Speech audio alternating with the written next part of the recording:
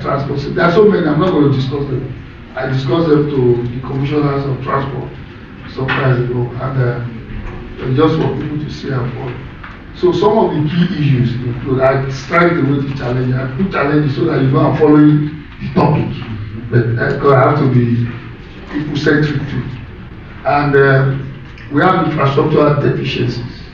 So whether we like it or not, we just be talking. If you go electric, we don't have the charging points. If you want to use mass transit, the portals are there. If you want to do CNG, we have already surpassed the supply. You know, whichever one we look, we have infrastructural, the transportation sector. When I say transportation sector, it includes aviation, it includes rail, it includes road, it includes which other one? Water. Even petrol.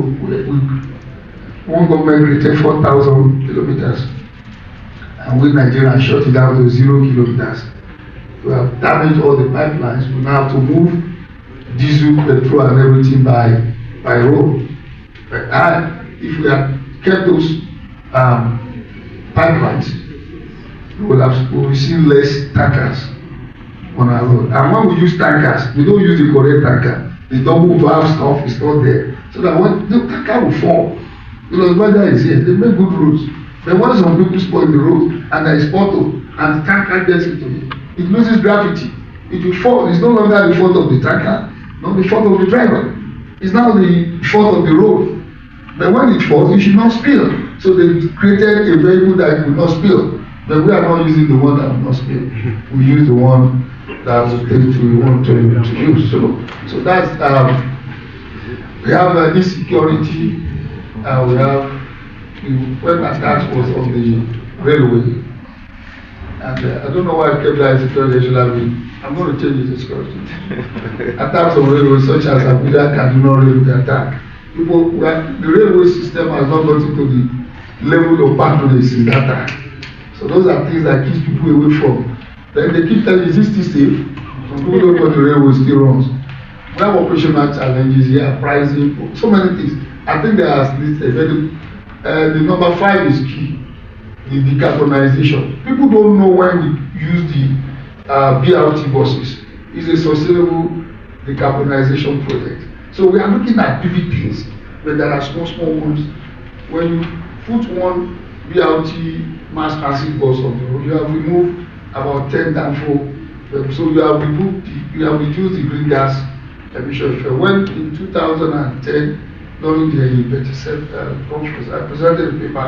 We did a calculation of what we are saving in Lagos, and we discovered that if we continue with our mass transit system, Lagos will have beaten the world record of removal of greenhouse gas. But just along the road, just started seeing tricycle, korope, motorcycle, those things. They're just killing us gradually. And if we are not conscious, we won't get there. So we need to find a way to get those mass transit buses on certain routes. And when they get there, you see Lagosians will also adjust. And you also have the lack of clear policy structure and processes. Those are my own very good areas. Policies, structures, and processes. An example of where you get it correctly in this country today is only Lagos as a state that is meeting those conditions. In the transport sector, where you don't have policies, statutes, regulations, laws that will create your structures, last mile, Lamata, all those things, and then the processes that will drive you to do all those things, you are joking. You will never get. If you pick 500 electric vehicles on the road, you will not get there. We must put in appropriate policies, appropriate laws, appropriate statutes. Then we must create appropriate agencies to manage it. Then we must now create standard operating procedures that people will follow. This ticketing system, this how the bus will stop, how the bus must not use diesel, why the bus should be electric. Those things must be. If they are not in place, we just be rushing. So there is an academic aspect to governance that we have to make sure we get right. Then the prospects. That's the good news. We need to get into the use of green and cleaner buses. good enough. A lot of people are using electric vehicles. In Nigeria, I know Bebrus does for many years. We used to discuss with him, and then Lagos is testing 20 or so for mass transit, and many states in the north are now using electric vehicles. And just a few days ago, the PCNG gave all our stations, foreign stations, from electric vehicles to move people. So we are gradually getting conscious of it, and it's not really on the large scale. We're getting there. Then infrastructure development, we have to invest in more than then policy reforms. Yeah, Professor Charles Agoa, they want to hear that national transport policy. We have to create an appropriate. I don't believe all this one policy thing. You have to create policies for everything, because it's the policies that will give you direction. And know if you need agencies, from the policy you come with your processes. So we need to do that. Then we also need to put effort on the rail development. That is where the whole world is going now. To move people, boom, they move 1,500 people, and you can see what the blue line and the red line is doing in Lagos, and also the decarbonization. For Lagos deserves a round of applause. And we also need to go to mass transit oriented system. Please, when we say mass transit, we must not compromise it. I won't talk more than that before some people start looking for me. Asking for something else. Now the next slide is talking about what do we need to start getting right. We need to start building institutions, and some issues for key consideration is the national transport policy. So, and I think we have one, and many people keep, every time I listen to transport experts, they are talking as if we do have. We do have. When I say we do, I'm not talking of the one which is everything we have been doing are based on this. One of the policies in transportation. FRSs came as a result of a policy to make the road safe. Then they created agency. So we put so much emphasis on the document. That's what for me as a practitioner, we have the policy in Nigeria. What we don't have is people to operate it. The one that we are talking of documentation is the one that the government will pass. When the government passes the law, what happens if people don't implement it? One man just came up to say, what can you do for Nigeria? He said, give me one option. I want to manage road safety on the road. If you give me that job, I will serve it. That was Professor Wole Soyinka, and FRS started. Today is an institution that has been proven to work. So if you get the right people, all these small other mass transit, mass this thing we have in a document, which some experts have also put together, should be made to be signed, and our government should, at the sub-national level, should implement, because transport system is more on the sub-national, it's not at the national level, and only rail, even aviation too. States are also, I also mentioned it somewhere, I can't remember in this presentation. One of the good things we have been, that has improved in the transport sector is that states are building airports. Some people say, can they fund it? Let them build it. It aids the movement of people, it reduces the stress on the road, and it makes business to move at a faster rate. So it should not be an exclusive responsibility of one side of government. In Chicago, where he's from, where he mentioned the O'Hare Airport, one of the biggest airports, it belongs to a local government. It's also a local government. So I think we are doing well. Our states have now started building and owning their IPOM is doing fantastically well, and it belongs to the state government. So move to the next slide. We need to build institutions, and the Federal Ministry of Transport really comes in. I know we have so many things that happen now. I don't want to put the other ministries there. When I say transportation, I'm not referring to the Federal Ministry in Abuja. I'm referring to the Federal Ministry of Transportation. In this case, it includes aviation, marine blue, marine economy, and the one that some people refer to as the land transport. There must be a leading role, and that is why all these three ministries must always come together to make sure that sustainability is at the center. Then the next thing is the state and local government. It's once we empower, and we thank God, we gradually move to much more empowerment for both states and federal and local government. Transport agencies, we need to establish the right agencies like LASMA, FRSC, LAMATA, FAN, NACA, NAMA, NEWA. Those agencies will be the one to now implement the overall policy for sustainable transport. If the agencies are not there, you have a policy, nothing will happen. People will just be chopping money and nothing will come out of it. We also have a public-private partnership. We need money. The resources are limited, and then let the private sector bring private capital. Then we are now going to the strategies for the development of the institutional framework. Now people say, which one is number one? Is it individuals or the institutions? For me, it doesn't matter. Both are important. If you build an institution, wrong people are managing it, it will die. If you don't build the institution, you bring the best guy, the best guy will not perform. And that was, I keep using, I will use FRSC, I will use LASMA. Many people may not remember this. At the point when Professor Wole Soyinka resigned from FRSC, people didn't know why he resigned. He resigned for political reasons. But immediately he left, there was this argument that he's a thief. He was riding a vehicle that is worth also, I don't know whether we were using millions then or thousands. But you know what? The man doesn't have an office. His vehicle was equipped with all the necessary electronic gadgets. So his vehicle was like an office to him.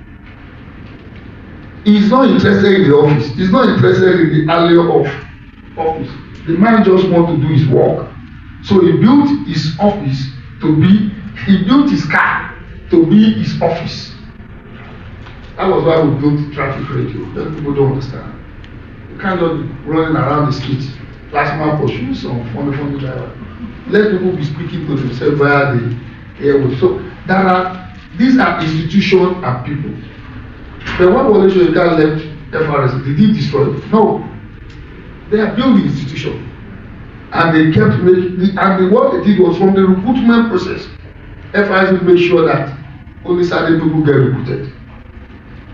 Before you get into FRSC, you must pass through the needles hard in those days. And up to today, I believe they are still keeping to those kind of standards. The same thing, many other institutions and many other programs of government were successful because we have good institutions and good individuals. Some are problems because we have good individuals, bad institution, good individuals. So whether you like it or not, we need institutional framework. And the first thing again is the policy, regulatory strategies, institutional capacity building strategies, you need stakeholder engagement strategies, you need funding and financing strategy, and you need data technology and innovation strategy. I went further in the presentation to list each one of them. You will see we're going back to the transport policy again.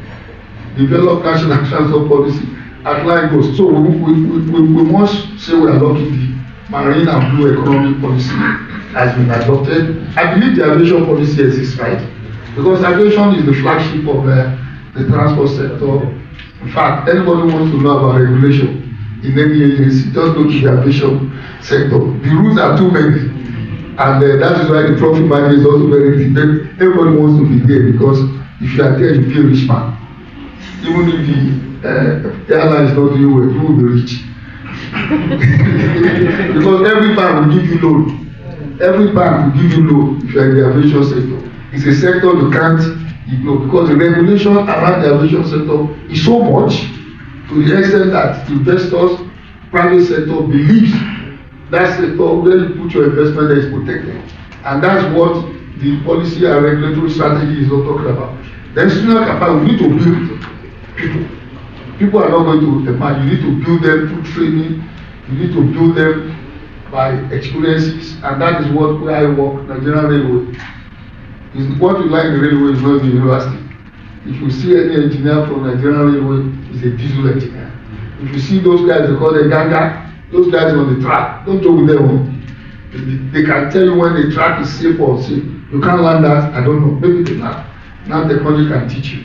Those guys that works in the railway, after 50 years, they are useful anywhere at retirement. I won't mention anything, I tell you. Those running all the private trains you have in Nigeria today are mostly retirees from Nigerian Railway.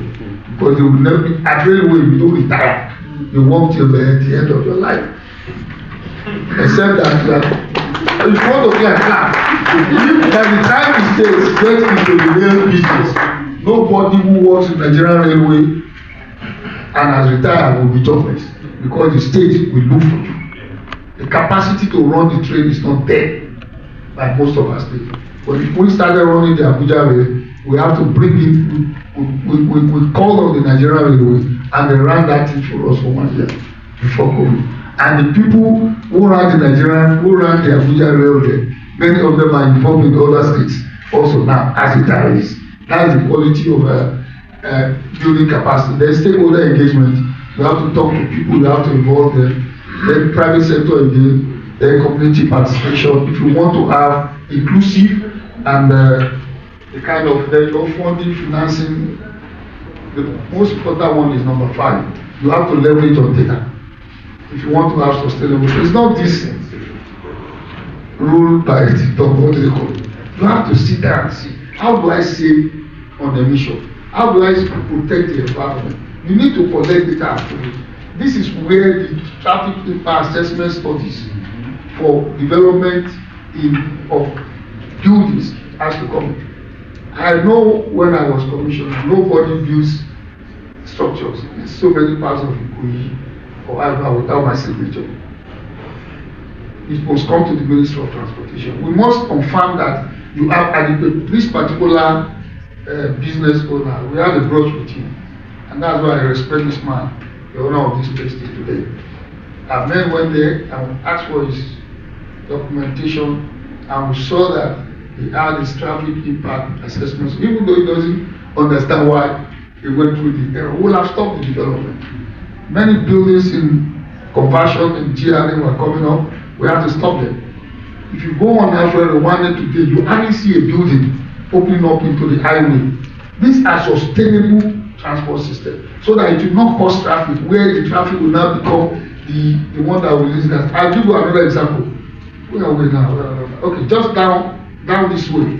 When you try to go to police college, to your right there is a mall coming up, right? You will notice there is a slip road.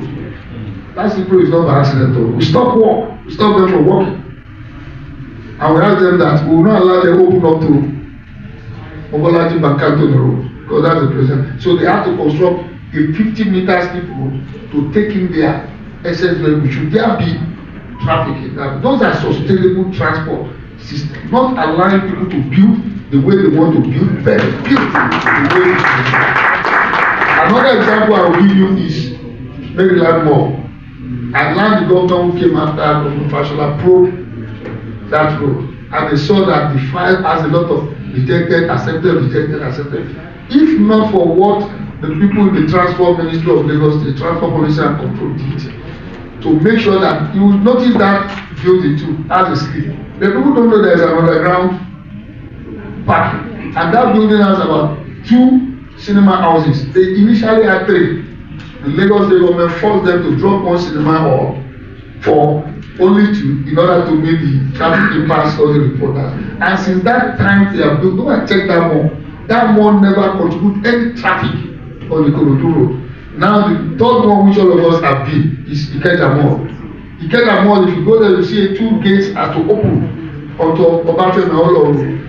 We stopped it and we forced them, we work with them, not forced, to use Secretariat Road that was less in use, and also to turn around and use Kafi Road and turn Kafi Road to one way. Now they are supposed to build a multi-story level parking. Now they don't need it again because that road has no traffic.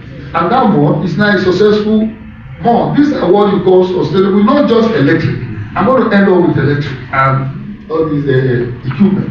But the first thing is a system. There must be a system. So that takes me to almost the last or the second to the last class, where I now say we need to have short-term strategies. The easy one is to continue to make our infrastructures to be green. We can't build highways without trailer stop. We can't build highways without public transportation. We can't build highway with U-turn. U-turn is not part of sustainable transport design. We should tell this to our engineers. I don't know how many countries you build in the world you see U-turn. I don't know.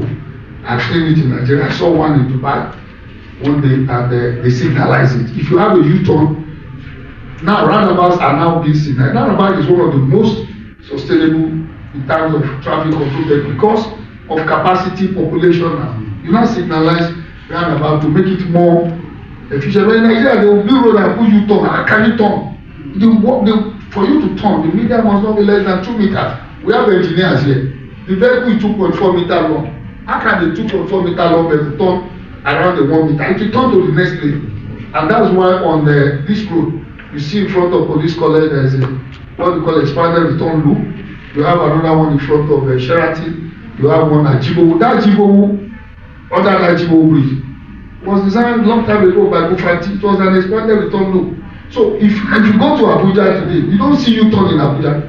Instead, Abuja will put signal light or go on grade, which is a little bit more expensive. You have to either go on grade or you go on traffic light, or on the Abuja highway you see an expanded return. And this is for our engineers. I don't know where they got to return.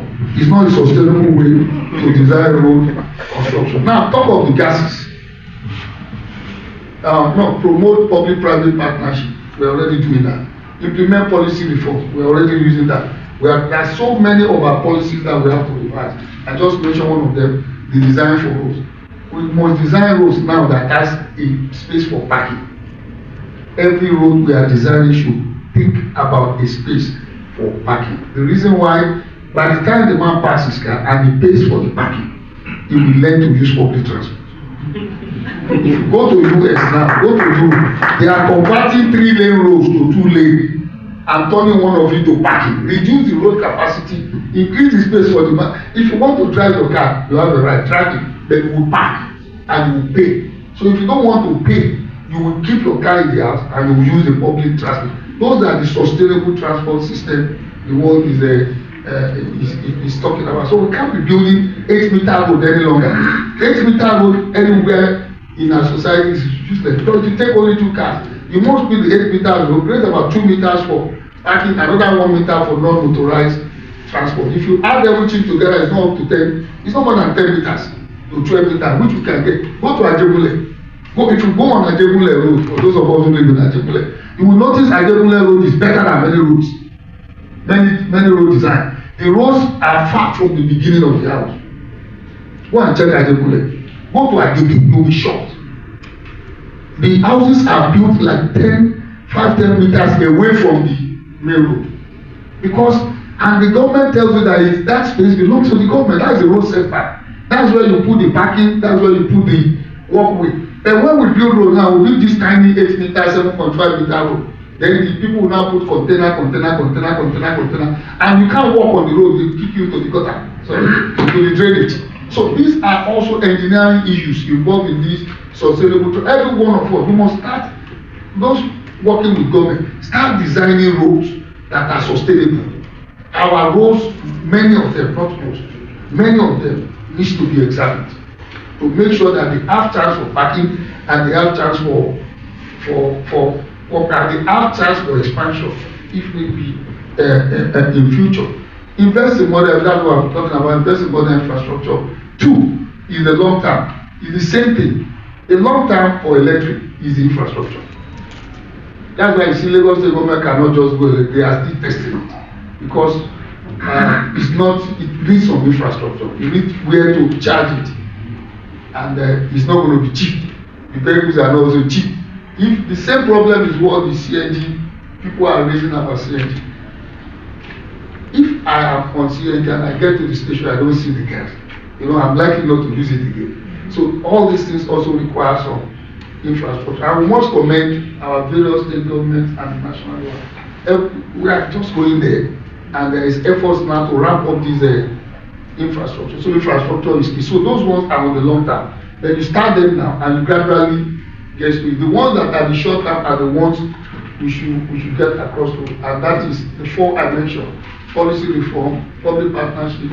We start encouraging and people to use a green person. And on the long run, we have to put in the non-motorized infrastructure. That is the pedestrian circulation pathway, and then